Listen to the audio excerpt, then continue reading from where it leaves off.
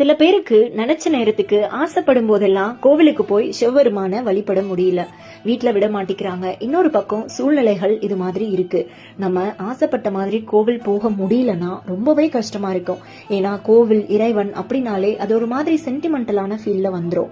நம்ம எல்லாருக்குமே நல்லாவே தெரியும், எங்கேனும் இருந்து உன் அடியேன் உன்னை நினைந்தால் கோவில் போக முடியல, ஆனா மனசு முழுதும் இறைவன் ஞாபகம் தான். அப்படி இருக்கும்போது அந்த பக்திக்கு தான் சிவபெருமான் இறங்கி வருவாரு. எங்க இருந்து நினைச்சாலும் வந்து சிவபெருமான் அருள் கொடுப்பாரு. திருமூலர் பாடின அழகான வரிகள்ல, உள்ளம் பெருங்கோயில் ஊனுடம்பு ஆலயம், வள்ளல் பிரானாருக்கு வாய் கோபுர வாசல், தெளிந்தாருக்கு ஜீவன் சிவலிங்கம், கள்ளப்புலன் ஐந்தும் காலா மணி விளக்கே. நம்முடைய மனசுதான் ஈசன் வீற்றிருக்கக்கூடிய கருவறை. இந்த உடல் அந்த புனிதமான கோவில் பிரகாரம். நம்ம வாய் வழியே வரக்கூடிய சொற்கள் தான் கோபுரவாசல் போன்றது. அதனாலதான் நல்ல சொற்களை சொல்லணும்னு சொல்லுவாங்க.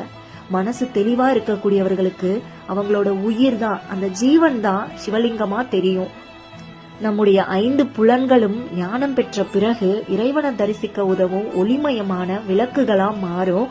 அந்த விளக்குகள்ல வரக்கூடிய வெளிச்சத்துல நம்ம இறைவனை நமக்குள்ளேயே காணலாம்னு எவ்வளவு ஒரு அழகா பாடியிருக்காரு.